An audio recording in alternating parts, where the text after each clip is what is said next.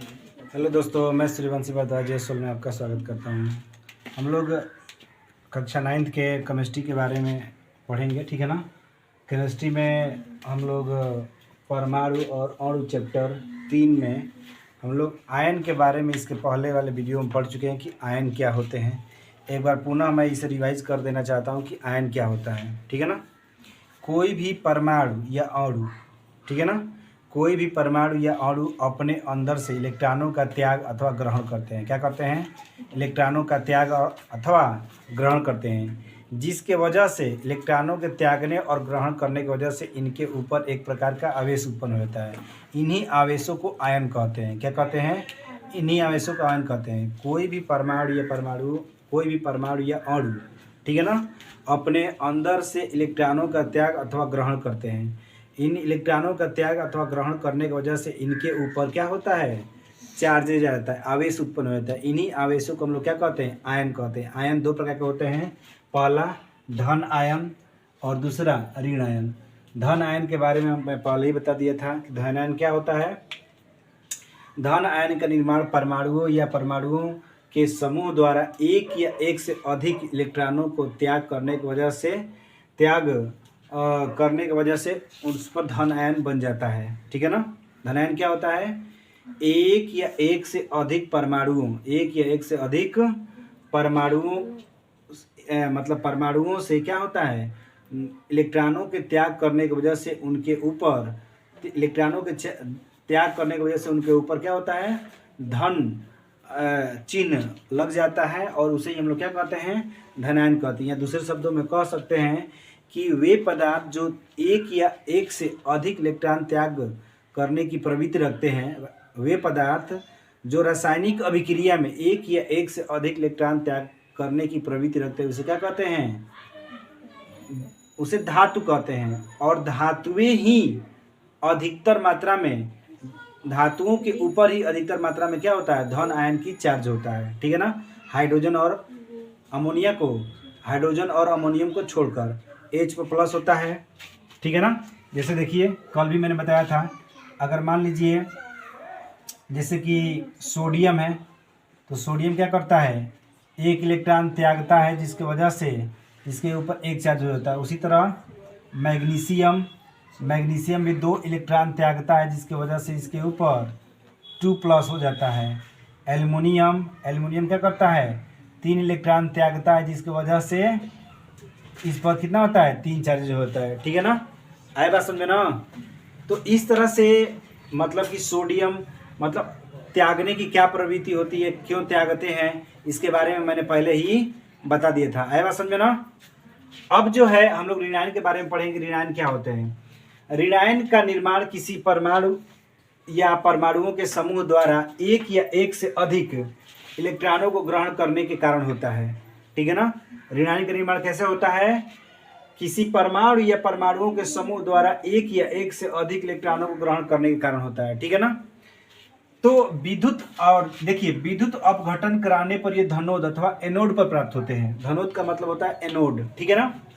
उसे अंग्रेजी में एनोड कहते हैं और हिंदी में धनोद कहते हैं, ठीक है ना। तो एनोड जो है, एनोड किसे कहते हैं? देखिए, एनोड एक प्रकार का मतलब कि प्लेट होता है। जैसे कैथोड और एनोड एक प्रकार की मतलब ये छड़ होती हैं या प्लेटें कहीं हैं, ठीक है ना।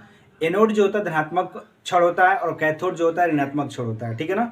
विद्युत अपघटन का मतलब क्या होता है? जब किसी विलयन में विद्युत धारा प्रवाहित किया जाता है, तो विलयन के अणु जो होते हैं टूट जाते हैं अपने आयनों में, और टूटने के कारण मतलब इसी को हम लोग विद्युत अपघट्य कहते हैं। जब किसी विलयन में विद्युत धारा प्रवाहित करने पर वो अपने आयनों में टूट जाता है, इस घटना को हम लोग क्या कहते हैं? विद्युत अपघटन कहते हैं। जैसे मान लीजिए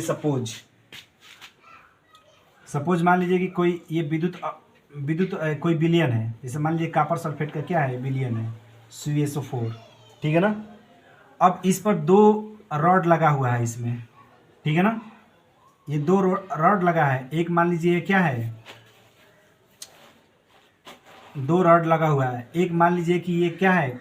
एनोड है और दूसरा क्या है? कैथोड है, ठीक है ना। अब इसमें इस प्लस और इस माइनस से विद्युत धारा प्रवाहित किया गया। विद्युत धारा प्रवाहित करने की वजह से इसमें CuSO4 है ना, तो CuSO4 टूट गया, Cu पर 2 प्लस और SO4 पर 2 माइनस, ठीक है ना। ये अपने आयनों में टूट गया। तो इनके आयनों में, इसमें जैसे विद्युत धारा प्रवाहित किया गया ये अपने आयनों में टूट गया, और इनके अपने आयनों में टूटना ही क्या कहलाता है? विद्युत अपघट्य कहलाता है। क्या कहलाता है? किसी विलयन को उसके आयनों में टूटना ही विद्युत अपघटन कहलाता है। तो कह रहा है कि एनोड पर प्राप्त होता है। कौन चीज एनोड पर प्राप्त होता है? तो ऋण आयन। तो जो SO4 है ये ऋण आयन है ना, तो ये क्या करेगा कि ये इस पर, जैसे कि ये प्लस होता है तो ये इस पर जाकर चिपक जाएगा ऐसे, ठीक है ना। और जो कॉपर प्लस है ना, ये कैथोड पे प्राप्त होता है, यानी ये इस पर जाकर चिपक जाएगा ऋण वाले प्लेट पर। समझ में आया कि नहीं आया? बोलिए, है या ना? हाँ, नहीं आया? सिर्फ आप लोग पूछ रहे थे कि विद्युत अपघटन क्या होता है सर जी। मैंने कहा कि जब कोई विलयन, कोई ऐसा विलयन है, जैसे मान लीजिए कि उस विलयन में लवण हो, क्या हो? विलयन में लवण हो, और उसमें 2 छड़ें लगाई गई हो। जैसे विद्युत धारा कब प्रवाहित होगा? जब उसमें प्लस माइनस चार्ज होगा तभी तो विद्युत धारा प्रवाहित होगा ना। तो मैंने एक एनोड का छड़ लगा दिया, ये कोई छड़ है एनोड का, और ये मैंने कैथोड का छड़ लगा दिया, माइनस वाला कैथोड और धन वाला एनोड, ठीक है ना। और जब इसमें विद्युत धारा प्रवाहित किया जाता है, जैसे ही विद्युत धारा प्रवाहित करते हैं, ये कॉपर सल्फेट टूट गया। किसमें टूट गया? CuSO4, Cu पर 2 प्लस, SO4 पर 2 माइनस।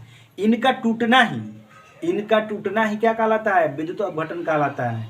इनका टूटना ही विद्युत अपघटन कहलाता है। और कह रहा है कि धनोड मतलब एनोड पर प्राप्त होता है। कौन? ऋणायन।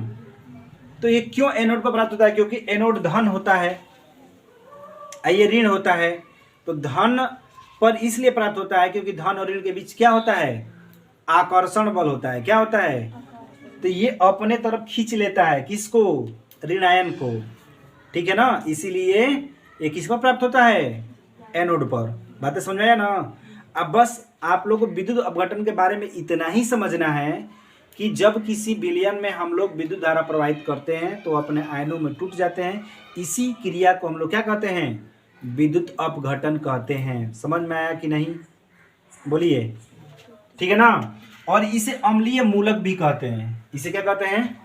अम्लीय मूलक भी कहते हैं, ठीक है ना। अब यहाँ पे देखिए क्लोरीन क्या कर रहा है? क्लोरीन अपने अंदर 1 इलेक्ट्रॉन को ग्रहण कर रहा है, और 1 इलेक्ट्रॉन को ग्रहण करके Cl पर माइनस हो गया। ऑक्सीजन 2 इलेक्ट्रॉन को ग्रहण कर रहा है, और 2 इलेक्ट्रॉन ग्रहण करके क्या हो गया? O पर 2 माइनस हो गया। नाइट्रोजन 3 इलेक्ट्रॉन को ग्रहण कर रहा है, इसलिए N पर 3 माइनस हो गया, ठीक है ना। तो क्यों ये त्यागते हैं, क्यों ग्रहण करते हैं, इसके पहले वाले वीडियो में बताया हूँ कि क्यों त्याग करते हैं और क्यों ग्रहण करते हैं। तो अपने आप को अक्रिय बनाने के लिए, मतलब अपने कोष को पूर्ण करने के लिए ये क्या करते हैं? अपने अंदर से इलेक्ट्रॉनों का त्याग करते हैं और ग्रहण करते हैं, ठीक है ना। अब इसके बाद हम लोग पढ़ेंगे अम्लीय मूलक और क्षारीय मूलक को, ठीक है ना। तो अगले दिन पढ़ा जाएगा। बस आज के लिए इतना ही, धन्यवाद।